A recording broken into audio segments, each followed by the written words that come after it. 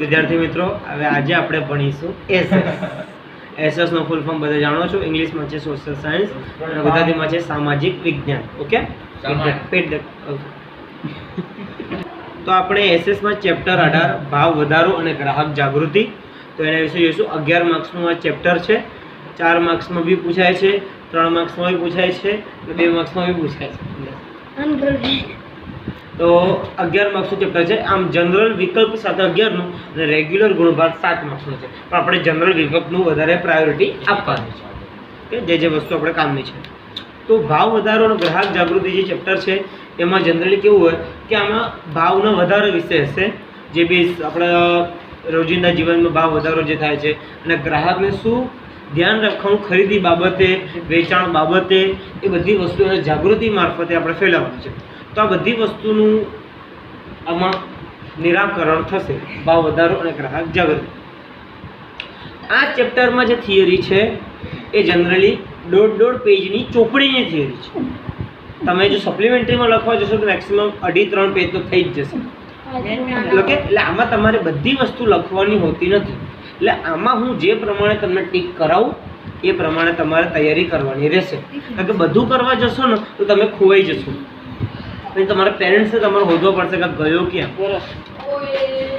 જે point tick કરાવું, જે લાઈન ટીક કરાવું એટલું જ તમારે કરવાનું, બાકી વધારે પડતું ટીક કરવાનું નહીં. એટલે જ્યારે એસએસ ચલાવું છું તો પેન્સિલ અને ચોપડી અને ગાઈડ અને અપેક્ષિત બધું રેડી કરી રાખજો બાજુમાં.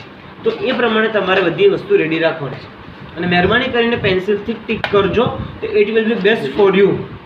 પેનથી ટીક કર્યું તો કંઈ કેન્સલ કરવું પડશે તો પછી ચેકાચેકી થશે ને તો પછી મજા નહીં આવે. ઓકે, તો આ ચેપ્ટર ચલાવતા પહેલાં જરાક મારી સલાહ સૂચનો હતા જે મેં તમને આપ્યા છે. તો આપણે ચાલુ કરીશું ભાવ વધારો. તો સૌ પ્રથમ પહેલી જ આપણે જે થિયરી છે ભાવ વધારોના મુખ્ય કારણો. સૌથી પહેલાં ભાવ વધારો છે શું? તો બધાને ખબર છે, જરા બાજુમાં પોઝિટિવ તો ભાવ વધારો છે શું મીન્સ કે ખાલી ભાવમાં વધારો. તો ભાવ વધારો થાય છે શું, કેમ થાય છે, એના કારણો આપણે આજે જાણવું છે કે આપણા જીવનમાં જે આપણા દેશમાં કેમ ભાવ વધારો થઈ રહ્યા છે. તો એના આપણા કારણો જરા જોઈશું. બીજી વસ્તુ કે જ્યારે બી કોઈ બી થિયરી લખો આમાં દરેકના જે મેઇન પોઈન્ટ હોય ને, જે બી તમારા પિંક કલરમાં જે થોડા અલગથી હાઇલાઇટ કરેલા હોય છે, એ મેઇન પોઈન્ટ તો કમસે કમ તમારે યાદ રાખવાનું. તમે એ મેઇન પોઈન્ટ લખશો ને એની અંદર 3-4 થોડું ગપ્પા મારી દેશો ને એને રિલેટેડ તો બી ચાલી જશે. પણ મેઇન પોઈન્ટમાં ભૂલ આવી ને તો પછી એમાં પ્રોબ્લેમ થશે. ઓકે, મેઇન પોઈન્ટ એવો હોય તો બધા યાદ રાખી લેવાના. જે અંદરનું મોઢે કરવાનું હોય ને એ તમારી ઈચ્છાનો કોઈ ગમે તે ત્રણ, હું જે કહું છું એ પ્રિફર કરશો it will be best for you. Okay, તો આપણે શરૂ કરીએ. ભગવાન નામ લઈ લો. ચલો જોઈએ.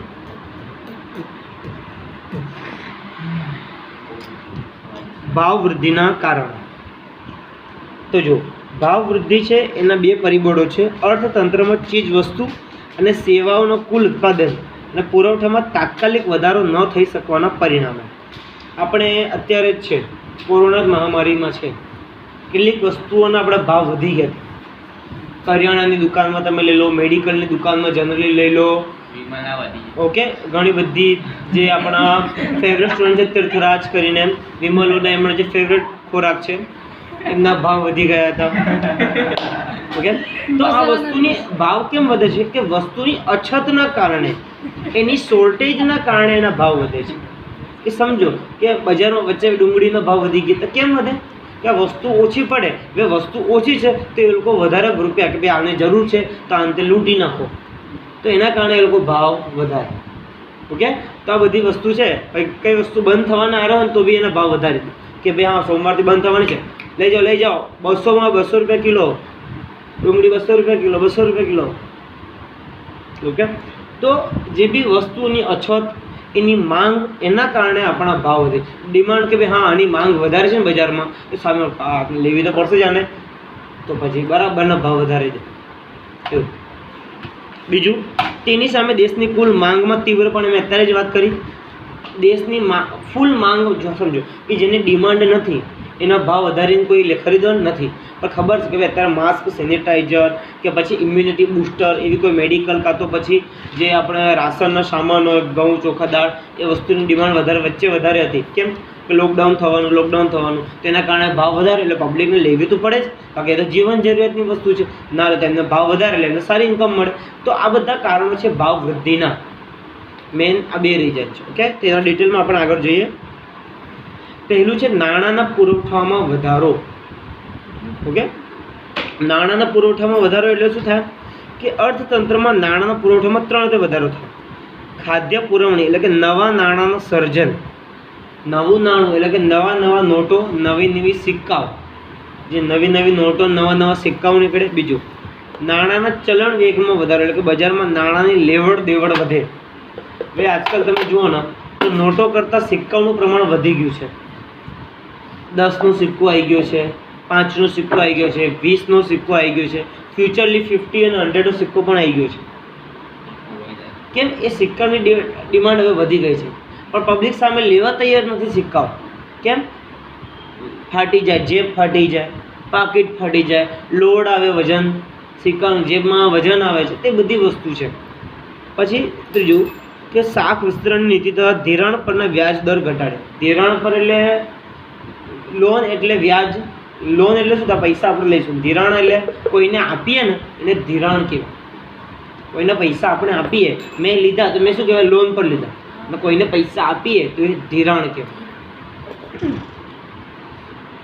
જો તો મેન આમાં જે હું છેલ્લે તમે ટીક કરાવતો જઈશ, એટલે અત્યારે બી ટીક કરે, તમે ટીક કરી લેજો. પછી અર્થતંત્રમાં નાણાંનો પુરવઠો વધે એટલે લોકો પાસે આવક વધે. આપણી જોડે નાણાં આવે તો આપણી શું થાય? આવક વધે.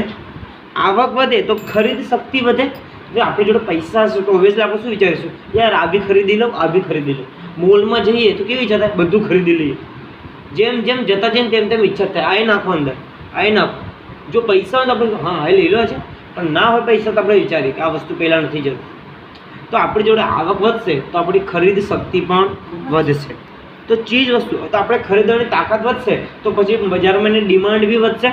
આ એ ખરીદશે, પેલો ખરીદશે, બધા ખરીદવા માંગશે તો પછી એની માંગ નહીં વધે. હા, મારી માંગ છે બજારમાં. વેચે આજે સ્ટાર્ટિંગમાં પાર્લે બિસ્કિટ હતું, એની માંગ ફૂલ હતી, પણ જેમ બીજા બિસ્કિટો આવતા ગયા તો એની પાછી ડિમાન્ડ ઘટતી ગઈ. અત્યારે ઓરિયોની માંગ છે, ઓરિયો બિસ્કિટની માંગ છે. જનરલી પાર્લે કરતાં ઓરિયો વધારે જાય છે, એવી વસ્તુ છે. એટલે એવું છે, જેમ માર્કેટમાં આવતું જશે તેમ પ્રમાણે. અત્યારે ઠંડા પીણાની માંગ વધુ છે. એવી વસ્તુમાં પેપ્સી, કોકાકોલા, ફ્રૂટી 3 વાળી, દાવત જે આપણે ચેતન ભગત પીવે છે. એટલે જસ્ટ આ એક્ઝામ્પલની વાત છે. એટલે જો તમે ઇન્કમ વધશે તો તમે ઓબ્વિયસલી વસ્તુ ખરીદવા જશો. વસ્તુ ખરીદશો તેની માંગ વધશે, તો માંગ વધે પણ સામે પુરવઠો ના વધતો હોય તો તમે કહો કે મારે 50 વડાપાઉં જોઈએ, એની જોડે હોય કેટલા? 20 વડાપાઉં. તો પછી શું કે એક વડાપાઉં 100 રૂપિયા. તો પછી એનાથી શું થાય? ભાવ વધી ગયો. કેમ? હા, મારી જોડે 20 વડાપાઉં છે, આટલા બી છે, બીજા કોઈ જોડે નથી, 20 તો મળશે એને. આપણે શું કહે? ચલો ભાઈ 20 નહીં તો 20 વડાપાઉં લાવીને ભાઈ જે રૂપિયા હતા, કેટલા રૂપિયા છે બોલ ને. આપણે નથી કહેતા એવું કોઈ વસ્તુ જરૂરી છે, હા ભાઈ જે લેવા લઈ લેજે, લાય રૂપિયા, ચાલ લાય વસ્તુ લાય. તો એના કારણે એના મગજ હાથ આપણે દરરોજ ભાવ વધારીશું હવે એવું હોય તો આ બધી વસ્તુના કારણે ભાવ વૃદ્ધિ થાય. ઓકે, એટલે હું ટીક કરી દઉં છું જરા પોઝ કરીને. આ જેટલું મેં ટીક કર્યું છે એટલું જ તમારા નાણાંના પુરવઠામાં કરવાનું છે. ઓકે, તો આ પહેલો ટોપિક હતો નાણાંનો પુરવઠામાં વધારો. બીજો ટોપિક જોઈએ આપણે. હવે આપણે બીજો પોઈન્ટ લઈશું વસ્તી વધારો. વસ્તી વધારો તો બધાને ખબર જ છે કે આ શું છે? વસ્તી વધારો. એમાં તો હવે કંઈ ટીક કરવા જેવું છે ને, બધું કામનું જ છે. વસ્તી વધારામાં પહેલાંથી તો નાનું છે. ઓકે, તો આખું વસ્તી વધારો ટીક કરી લેજો. ભારતમાં સરેરાશ 1.9% દરે વસ્તી વધે છે. 1.9% એટલે વધારે ખબર, હવે વસ્તી વધતી જ જાય છે. ભારતની કુલ વસ્તી 2011માંથી 121 કરોડ. 2001થી દેશની કુલ વસ્તીમાં થયેલો ઝડપી વધારો. હવે દેશની વસ્તી વધશે તો વસ્તુની માંગ પણ વધશે. વસ્તુની માંગ વધશે તો પુરવઠો ઘટશે. પુરવઠો ઘટશે તો ભાવ વૃદ્ધિ વધી જશે. થઈ ગયું? એકબીજાને કનેક્શન હોય જ. પેલા એક ઘરમાં 5-5 રહે, 2-2, 3-3, પણ હવે આજકાલ 10-15 રહે તો ઘરમાં સમજો. હવે તમે વ્હીકલની 2 મિનિટ સાચી વસ્તુ વ્હીકલની જ વાત કરો. પેલા ઘરમાં મેક્સિમમ એક વ્હીકલ હતું, કાં તો સાયકલ કાં તો સ્કૂટર જેવું હોય. પણ આજે ઘરમાં 5 મેમ્બર હોય ને તો 5-5ના વ્હીકલ હોય. તો વસ્તી વધી તો એની સામે માંગ પણ વધી, માંગ વધી સામે પુરવઠો એટલો ના મળે તો એ ભાવ વધે. ઘરમાં 10 જણ હોય તો 10-10ના માસ્ક જોઈએ, 10-10ના સેનિટાઈઝર બી ક્યાંક જોઈએ. તો માંગ વધશે તો પુરવઠો સામે એટલો નહીં હોય તો સામે શું કહે અને ડિમાન્ડ છે, ભાવ વધારે તો આપણે મજબૂરીથી લેવું પડશે. તો એના કારણે ભાવ વધારે. એટલે આવી રીતે વસ્તી વધારો પણ ઇફેક્ટ કરે છે. ઓકે, જો આમાં લખેલું જ છે, મેં એ જ કીધું છે. જો માંગ પુરવઠા સ્થિતિનું અસંતુલન વધારે છે, વસ્તુની અછત સર્જાતા ભાવ વધારો જન્મે છે. ઓકે, આ કરવાનું. હવે આગળ જોઈએ. ત્રીજું, નિકાસમાં વધારો. નિકાસમાં વધારો એટલે બધાને કહી દઉં, નિકાસ એટલે આપણા દેશમાંથી સામાન જવો એને નિકાસ કહેવાય, અને આયાત એટલે આપણા દેશમાં સામાન આવવો એને આયાત કહેવાય. તો નિકાસમાં વધારો એટલે સમજો કે વિદેશી બજારમાં આપણા દેશની પેદાશની માંગોમાં વધારો.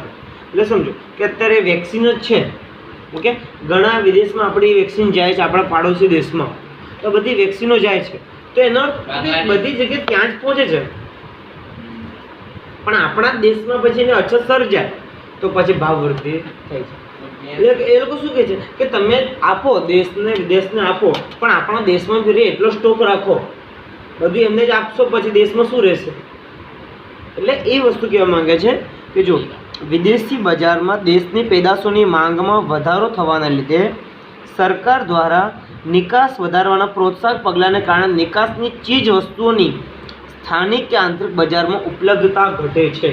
એટલે આપણે વિદેશમાં જ બધી વસ્તુ મોકલાઈશું તો આપણા સ્થાનિક એટલે આંતરિક એટલે આપણા અહીંયા શહેરના કાં તો રાજ્યના બજારોમાં એની ઉપલબ્ધતા ઘટી છે, તો એની અછત સર્જાય તો પાછો માંગ સામે પુરવઠો ટૂંકો પડતા ભાવ વધારો થાય. એટલે દરેક વસ્તુમાં એક જ ટોપિક યાદ રાખવાનું કે માંગ વધે પુરવઠો ઘટે એટલે ભાવ વધે. ભાવ વધે.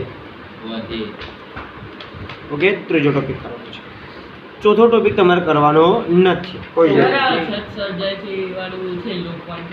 પાંચમું.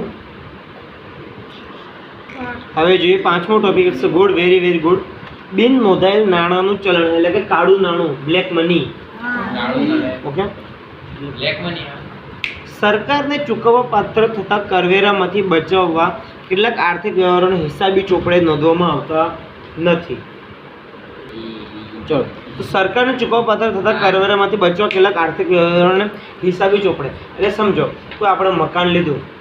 ઓકે, 20 લાખનું આપણું સમજો મકાન છે, પણ આપણે હિસાબી ચોપડે લખ્યા કેટલા 12 લાખ. સરકારને કીધું ભાઈ 12 લાખનું મકાન છે, તો સરકાર વિચારે ખાલી 12 લાખનું ટેક્સ ગણશે એની ઉપર જે આવતો હોય, બાકીના 8 લાખ તો આપણે ચાવ કરી લીધા, એટલે કે આપણે ગણી લીધું. તો એ સરકારી ચોપડે ના આવ્યા, બાકી એ રૂપિયા સરકારને મળે જ ને. જો 20 લાખ સરકારને રકમ કીધી હોય તો એ બાકીના 8 લાખ બી સરકારને મળે, એટલે કે એમાંથી જે બી ટેક્સ જનરેટ થતો હોય એ મળે. તો સરકાર જોડે ઇન્કમ થાત, પણ આપણે ઇન્કમ રાખી દીધી તો સરકાર જોડે ના પહોંચીને ઇન્કમ. તો જે સરકાર જોડે ઇન્કમ ના પહોંચી ને, આજે આપણી આવક ના પહોંચે એને કહેવાય કાળું નાણું, એટલે કે બ્લેક મની. કે સમજો આ પાર્લે બિસ્કિટ છે એની ઓરિજિનલ વેલ્યુ 5 રૂપિયા છે, પણ લોકડાઉનમાં કેટલીક જગ્યાએ 6-7 રૂપિયામાં બી વેચાતું હતું, 10 રૂપિયા બી વેચાય. તો સમજાવું તમને કે જે સમજો કે જે પાર્લેનો ઓનર છે એને ખબર છે કે ભાઈ 5 રૂપિયા તમે વેચો મેક્સિમમ પ્રાઇસ. આ એમઆરપી ખબર પડે છે. એમઆરપી નો અર્થ થાય મેક્સિમમ રિટેલ પ્રાઇસ, એટલે તમે મેક્સિમમ કિંમત 5 રૂપિયા સુધી જ વેચી શકો, 5 થી ઉપર તમારો કોઈ હક નથી. હવે સમજો કે તમે 10 રૂપિયામાં 8 રૂપિયામાં, એવું એક્ઝામ્પલ આપો, 8 રૂપિયામાં પાર્લે બિસ્કિટ વેચ્યું, સામે તો તમે પડ્યું કેટલામાં 4.5માં કંઈક પડ્યું હશે, તો બાકીના આપણે 5માં એટલે આપણને 98 જ રૂપિયા મળો, 1 રૂપિયા જ મળવો જોઈતો હતો, પણ આપણે 8માં વેચ્યું એટલે 3 રૂપિયા વધારે લીધા. તો દરેક આમાં 50 પાર્લે બિસ્કિટ વેચ્યું એટલે 150 રૂપિયા. તો જે વધારાના જે પૈસા આપણે રાખીએ છીએ એ શું કહેવાય, આપણે સરકારને સુપ્રત કરવાના નથી, પાછા એમને પાછા આપવા નથી, જે આપણી જોડે જ રહેશે. તો આજે સરકારના હિસાબી ચોપડે શું આવ્યું કે ભાઈ આ છોકરે 5 રૂપિયામાં બિસ્કિટ વેચ્યું, પણ અસલીમાં આપણે વેચ્યું કેટલામાં 8 રૂપિયામાં વેચ્યું. તો 3 રૂપિયાનો વધારે પડતો નફો થયો. એ સરકારના હિસાબી ચોપડામાં છે નથી, તો પછી એ કાળું નાણું કહેવાય. બ્લેક મની જે ગેરકાયદેસર, ઘણી વાર આ જમીન ગેરકાયદેસર છે, એનો શું થાય કે આ જમીન સરકારના ખાતામાં એમની જોડે એની નોંધ નથી કે હા આ જમીન છે. ઘણી વાર હોય છે આપણે ઘરમાં કે આગળ નથી કહેતા કે ભાઈ હવે પેલા રસ્તા કટિંગ કરવા વાળા એટલે કે પેલું શું કહેવાય છે ને, ઘણી વાર નથી હોતું કે ભાઈ દબાણમાં એટલે કે આપણે એ જગ્યા સરકારની પણ આપણે એકવાર આપણે વાપરી લઈએ છીએ, પણ દબાણમાં પછી ખબર પડે એવો નકશો લઈને આવે કે હા મેપ લઈને આવે કે બરાબર આ જગ્યા આટલો ભાગ એમનો નથી, તો એ ભાગ એ બધી વસ્તુ સરકારના ચોપડે નોંધાયેલી નથી. આ મેં તમને સમજાવ્યું એક્સ્ટ્રા કાળું નાણું, એટલે તમે આવી રીતે બનાવટ કરીને બી તમે લખી શકો છો, પણ એનો મેઇન કન્સેપ્ટ આવી જવું જોઈએ કે જે સરકારના હિસાબી ચોપડે નોંધાયેલ નથી, કઈ બી વસ્તુ હોય, પૈસા હોય કઈ બી વસ્તુ, એ બધી વસ્તુ કાળું નાણું એટલે કે બ્લેક મની કહેવાય. જોઈએ આપણે આગળ જો, કેટલાક લોકો પોતાની ઊંચી આવક કે વધારાની આવક છુપાવે છે. ઘણીવાર આપણી આવક સમજો, આપણી આવક 1 લાખ હોય પણ સરકારને આપણે કહીએ કે ભાઈ 60,000 મારી આવક છે. આપણે ઘણીવાર જન્મનો દાખલો કાં તો કંઈ બનાવવું હોય ને કંઈ બી, તેમાં આપણે આવક પૂછતા હોય કે ભાઈ તમારી યરલી ઇન્કમ યાની પૂરી વર્ષની ઇન્કમ કેટલી છે, તો આપણે ભાઈ વધારે ના કહીએ તો વધારે ટેક્સ ભરવો પડે, તો આપણે ઓછી ઇન્કમ કહીએ.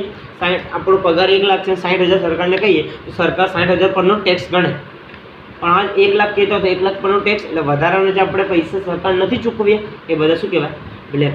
નથી કહેતા મોટી મોટી પાર્ટી કે ભાઈ હવે આ સલમાન ખાન છે તો આટલું કમાવે છે તો સામે આટલું ટેક્સ બી ભરે છે. અંબાણી છે ભલે કરોડો કમાય તો સામે કરોડોમાં ટેક્સ જાય, એટલે હજારોમાં ટેક્સ ના જાય. આપણે 1000 કમાઈએ તો 100માં 1000માં ટેક્સ જાય, એવું છે. આમ હિસાબી ચોપડે નહીં નોંધાયેલ અને જેના પર કરવેરો ચૂકવે, ટેક્સ એટલે કરવેરો, ધ્યાન રાખજો. આપણે ટેક્સ શબ્દ સાંભળેલો છે પણ કરવેરો એ ટેક્સનું ગુજરાતી છે. ધ્યાન ના હોય તો ત્યાં લખી દેજો, તો તમે જ્યારે મોઢે કરો ને ત્યાં ખબર પડે કે હા કરવેરો એટલે ટેક્સ. ચૂકવ્યો નથી તેને બિનહિસાબી આવકને કાળું નાણું કહે છે. કાળું નાણું ધરાવનારા લોકો આવકવેરા સર્વિસ ટેક્સ હેઠળ પકડાઈ જવાના ડરથી નાણાંનો સંગત કરવાને બદલે ઝડપથી વહેલામાં વહેલી તકે વાપરી કાઢવાનું વલણ ધરાવે છે. ઘણા લોકો શું કે ત્યાં રેડ પડે આ મની છે છુપાયા કરતાં કઈ જગ્યાએ ઇન્વેસ્ટ કરી દે, લાઈક કોઈ ઘર ખરીદી લે, કોઈ ઓફિસ, કોઈ પ્રોપર્ટી ખરીદી લે, કંઈ બી નથી કહેતા કે આ તો પ્રોપર્ટી ઇનલીગલ છે. ઘણીવાર ત્યાં રેડ પડે, આખી પ્રોપર્ટી સીલ મારીને જતા રહે કે હા તમે ઘણી લાવ તમારો હિસાબ બતાવો, આ તમારી આવકનો હિસાબ બધું બતાવો, નથી બતાવી શકતા પછી લઈ જાય આખી નાખે. પેલું વિજય માલ્યા એવું છે, એની પ્રોપર્ટી બધું વસ્તુ ઇનલીગલ છે એટલે બધું ભાગી ગયું હતું વિદેશમાં, દુબઈમાં તીર્થરાજને પૂછીને. એટલે બિનજરૂરી વસ્તુ ખરીદે છે. આમ તમામ પ્રકારે કાળું નાણું ભાવ વધારાનું પોષક રહ્યું છે. તમારે ધડાધડ ઇન્કમો તમે સરકારને છુપાવશો તો સરકાર જોડે પૈસા તો ઓછા જ આવશે. 1 લાખ આપવાનો તમે 60,000 આપો તો 40,000 ઓછા થયા. આવી રીતે બધા અર્થ કરશે તો પછી સરકાર જોડે પૈસા ઓછા, તો પછી પૈસા ઓછા તો પછી ઓબ્વિયસલી સામે વાળો કે ભાવ વધારશે, તો પૈસા જ નથી તો પછી. એટલે કાળું નાણું ભાવ વધારાનું મુખ્ય કારણ છે. આવી રીતે કારણ તરીકે પૂછાય છે. આ બી પ્રશ્ન હું ચલાવીશ, એક છે પણ મેં કાળું નાણું તમને વેરી વેરી મોસ્ટ આમાંથી 2 માર્ક્સનો ક્વેશ્ચન કાઢે છે એ લોકો.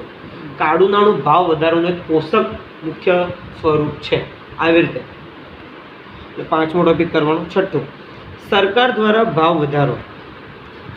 સરકાર વખતો વખત વહીવટી આદેશ બહાર પાડીને પેટ્રોલિયમ પેદાશો, રાસાયણિક ખાતર વગેરે કૃષિ પાકોના ટેકાના ભાવ વધારે અને ખાદ્ય પુરવઠા દ્વારા નાણાંનો પુરવઠો વધે છે, જેના કારણે ભાવ વધારો થાય છે. આમ સરકાર જ ભાવ વધારાને જન્મ આપે. અત્યારે પેટ્રોલિયમ પેદાશોનો ભાવ વધી રહ્યો છે, પેટ્રોલનો ભાવ 100 ને આરપાર થઈ ગયો છે.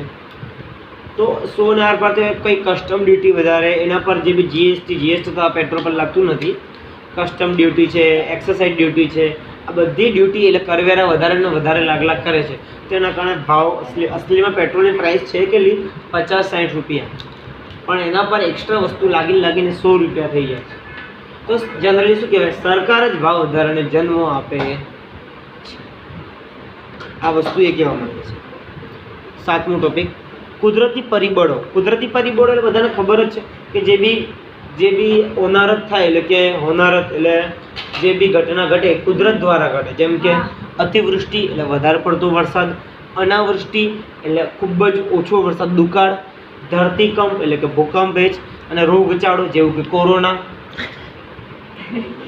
જેવી કુદરતી આફતોના કારણે તેમજ યુદ્ધ, તોફાનો, આંદોલન, હડતાલ કે બધા અશાંતિના કારણે તાળાબંધી એટલે કે તાળાબંધી ખબર પડી, લોકડાઉન. હવે ખબર પડે તો તાળાબંધી, વોટ ઇઝ ધ તાળાબંધી? It's a lockdown, it's a lockdown time.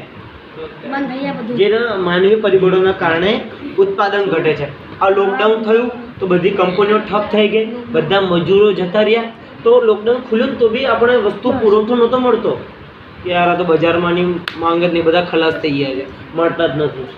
કે લોકડાઉન તો કંપની ઠપ થઈ ગઈ, મજૂરો જતા રહ્યા, તો શું માલિક ઘસવા બેસશે?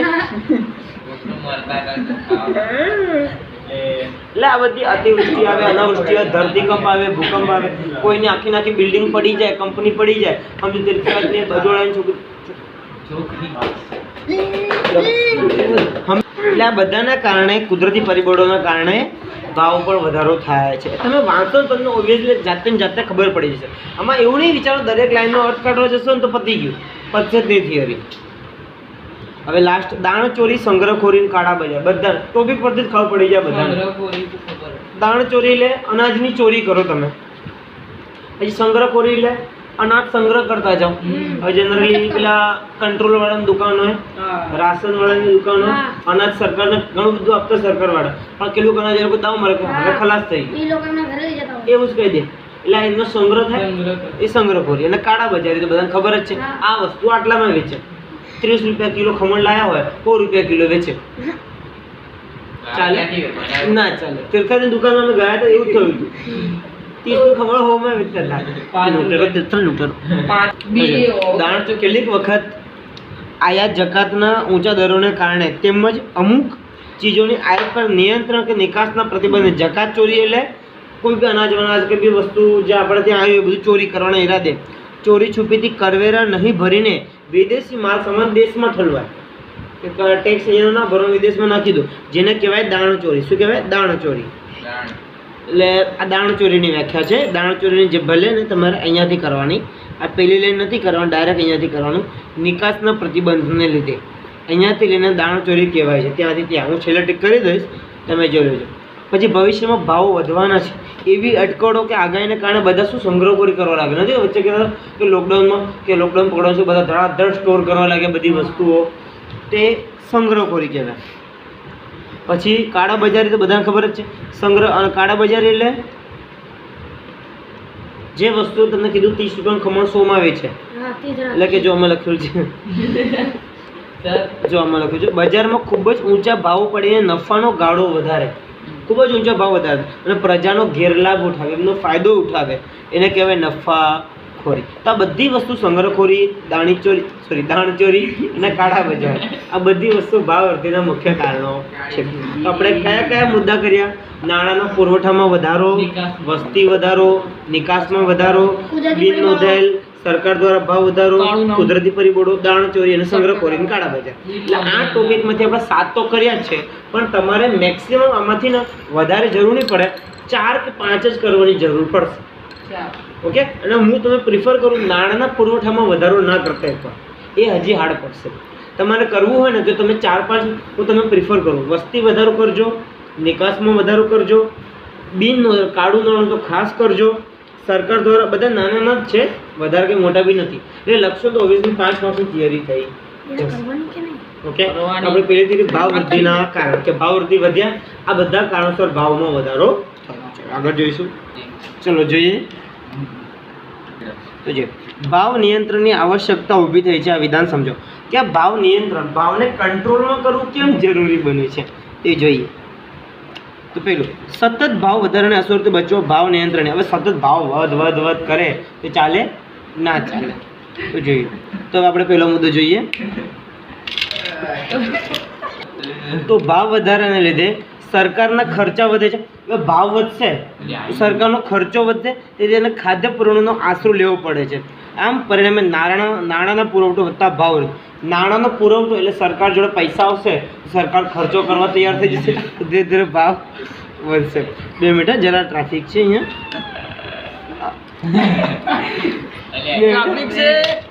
સોરી ભૂલથી આવી ગયું છે. આ હું કોઈના ઘરે વિડીયો બનાવું છું, એ જરા નાનો છોકરો રમતો હતો. સોરી હા, મિસ્ટેક થઈ ગયો હતો. ભાવ વધારાથી લોકોની બચત શક્તિ ઘટે છે. સમજો, ભાવ વધશે તો આપણે ઘણા બધા રૂપિયા જતા રહેશે, તો પછી આપણી બચત રહેશે, સેવિંગ્સ નહીં રહે, એ ઘટી જશે. પરિણામે મૂડી રોકાણ માટે બચતો મળતી નથી. આપણે મૂડી રોકાણ ક્યારે કરીએ કે આપણી જોડે વધારે પૈસા હોય તો કોઈ મૂડી રોકીએ ને, પણ પૈસા જ ના હોય તો પછી મૂડી ક્યાંથી રોકીશું? તેના માટે ભાવ નિયંત્રણ જરૂરી છે.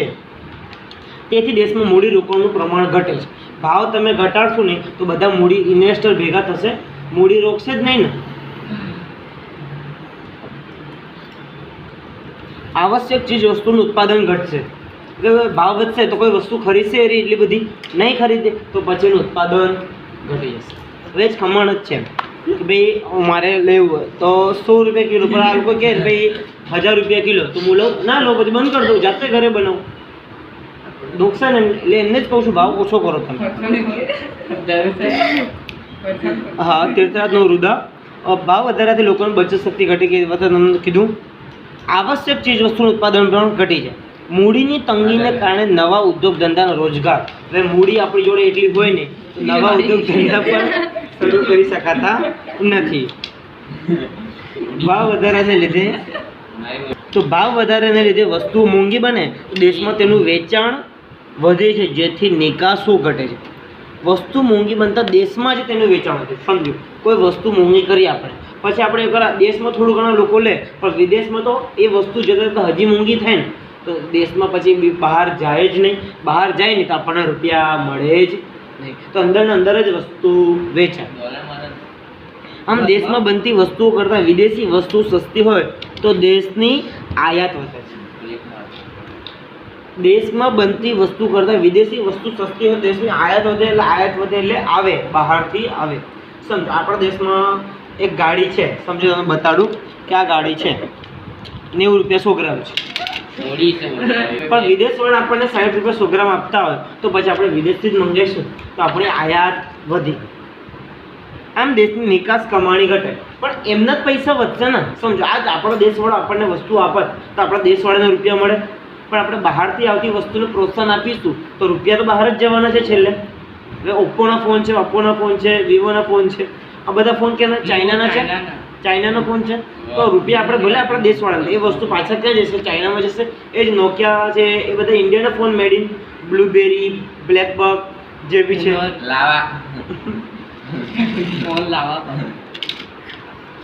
ઓકે. આમ આયાત ખર્ચ વધે, એ સંજોગોમાં દેશની ઉધાર વેપાર તુલનામાં ખાધ ઊભી થાય, એટલે દેશનો બિઝનેસ અટકી જાય. પણ આપણે બધા બહારથી જ આપણે ડિપેન્ડન્ટ રહીશું. વેક્સિન છે બહારથી જ આપણે મંગાવી હોત તો દેશના કેટલા બધા રૂપિયા જાત, પણ આપણે પોતે બનાવી તો આપણે એ જ રૂપિયા આપણા દેશના વૈજ્ઞાનિકોને જ મળે છે, બહાર તો મળતા નથી. અને એ વસ્તુ આપણે બહાર બી આપીએ તો આપણી કમાણી પણ થાય છે, તેનાથી આપણે ફાયદો છે. જો પછી આગળ, ભાવ વધારાને કારણે ઉત્પાદકો, વિક્રેતાઓ અને વગેરે નફામાં ખૂબ વધારો થતાં તેમની આવકો, હવે જે ભાવ વધારો કરશો તો જે મેન્યુફેક્ચરર છે, જે ઓનર છે, ઉત્પાદક છે, વેચવાવાળા છે, એમની ઇન્કમ તો વધશે જ. આથી સમાજમાં આવકની અસમાનતા વધે. અસમાનતા વધે એટલે જે પૈસાવાળો હજી પૈસાવાળો થતો, ગરીબ હજી ગરીબ થતો છે.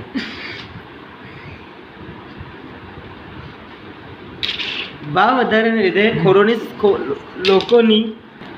ભાવ વધારાને લીધે લોકોની ખરીદ શક્તિ ઘટે, એટલે ભાવ વધશે તો પબ્લિકનો શું વિચાર આવશે કે યાર આપણે વસ્તુ નથી ખરીદી, લેટ ગો કરો.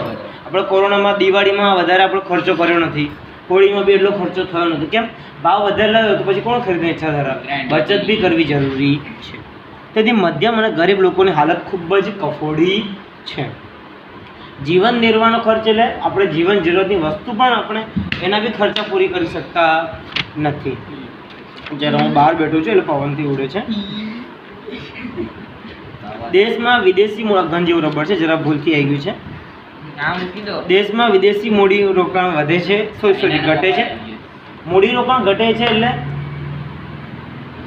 હા, દેશમાં વિદેશી મૂડી રોકાણ એટલે સમજો કે વિદેશવાળા એમના મૂડી છે, કોઈ ઇન્વેસ્ટ કરવાની ઈચ્છા ધરાવે તો આટલા બધા ભાવ હોય તો કોઈ ઇન્વેસ્ટ કરે ના કરે, તો વિદેશનું મૂડી ભારતમાં આવે જ નહીં. આથી વસ્તુઓમાં, આયાતી વસ્તુઓમાં વધારો થાય, એટલે તમારે આ ટોપિક કરવાનો નથી, એટલે એ વસ્તુ એકદમ હાર્ડ પડશે. તો દેશમાં વિદેશી મૂડીરોકાણવાળો ટોપિક કરવાનો નથી. ભાવ વધારે રીતે ગરીબ અને મધ્યમ વર્ગના લોકોનું જીવન કથળતા સમાજમાં અસામાજિક બદીઓનું પ્રમાણ. આ બદીઓનું પ્રમાણ એટલે અસામાજિકતા. એટલે સમજો તમારા સમાજમાં કેટલાક લોકો પૈસાવાળા થઈ જાય, કેટલાક લોકો હજી ગરીબ થઈ જાય, એટલે એવી વસ્તુ છે. ઓકે, થિયરી થોડી હાર્ડ છે, થોડું ગોખવું બી જરૂરી છે, કારણ કે એકદમ દરેક વસ્તુ તમે સમજવા જશો તો એકદમ હાર્ડ પડશે. એટલે એસએસ તો વન ટાઈપ ઓફ તમે થોડું સમજીને થોડું રટ્ટો મારીને કામ કરવાનું છે. સારું, ઓકે. તો હવે એ વસ્તુ તમારે તૈયારી કરવાની છે.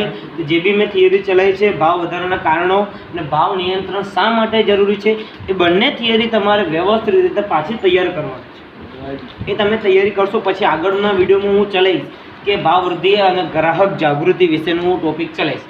બંને ટોપિક પણ તમારે ધ્યાનથી સમજીને વિચારીને જ કરવાના રહેશે. એટલે તમે જે બી લઈને બેસો તમારા જોડે ગાઈડમાં, અપેક્ષિતમાં, જ્યાં બી આ થિયરી હોય, એસએસમાં તમારે ચોપડીમાં મળશે તમને, પણ જેમાંથી તમે તૈયાર કરતા ફાવે એમાંથી તમે કરી શકો છો.